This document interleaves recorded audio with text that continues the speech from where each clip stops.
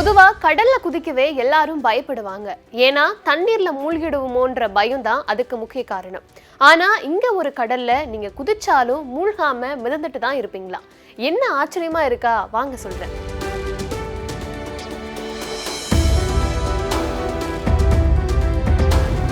மேற்கு ஆசியால இஸ்ரேலுக்கும் ஜோர்டானுக்கும் நடுவுல சுமார் 50 கிலோமீட்டர் தூரத்துக்கு பறந்து விரிந்து கிடக்கக்கூடிய கடல் தான் இந்த சாக்கடல். இந்த கடலை சுற்றிலும் நிலப்பரப்புகளால ஆக்கிரமிக்கப்பட்டிருப்பதால இத மிகப்பெரிய ஏரின்னு சொல்றாங்க.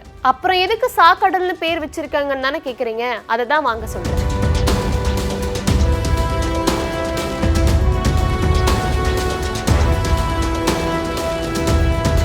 அதுல இருக்க தண்ணீர் தான் அதுக்கு காரணம். சாதாரணமா ஒரு கடல் நீர்ல இருக்கிற உப்பின் அளவை விட சாக்கடல்ல இருக்கிற உப்பின் அளவு 10 மடங்கு அதிகமா. அதனாலதான் உப்பு கடல், இறந்த கடல் உள்பட பல்வேறு பெயர்களால இத அழைக்கிறாங்க. சாதாரணமா 1 லிட்டர் கடல் நீரை காய்ச்சும் போது அதுல 35 கிராம் உப்பு கிடைக்கும். ஆனா சாக்கடல்ல இருக்கிற 1 லிட்டர் நீரை காய்ச்சினா 300க்கும் அதிகமான கிராம் உப்பு கிடைக்கும்னு சொல்றாங்க. கடல்ல பொதுவாவே சோடியம் குளோரைடு உப்பு தான் அதிகமா இருக்கும். ஆனா சாக்கடல்ல சோடியம் குளோரைடு கம்மியாவும் இதர உப்புக்கள் அதிகமாவும் இருக்காம்.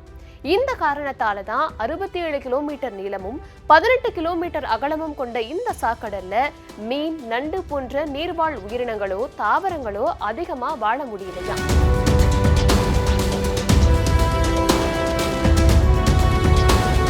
உப்பு அதிகமா இருப்பதால தான் சாக்கடல்ல நீச்சல் தெரியாதவங்க கூட குதிச்சு விளையாடுறாங்க. அதீத உவர்ப்பு தன்மையால தான் மனிதன் நீரில் மூழ்கும் அபாயம் இல்லைன்னு சொல்றாங்க.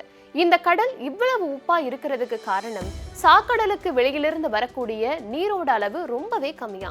ஆனா சாக்கடல்ல இருந்து ஆவியாகிற நீரின் அளவு அதிகம் அப்படின்றதால அளவுக்கு அதிகமான உப்பு கடல்ல தங்கி அதீத உப்பு நீரா இருக்காம். இந்த சுவாரஸ்ய தகவல்கள் ரொம்பவே புதுசா இருக்குல்ல.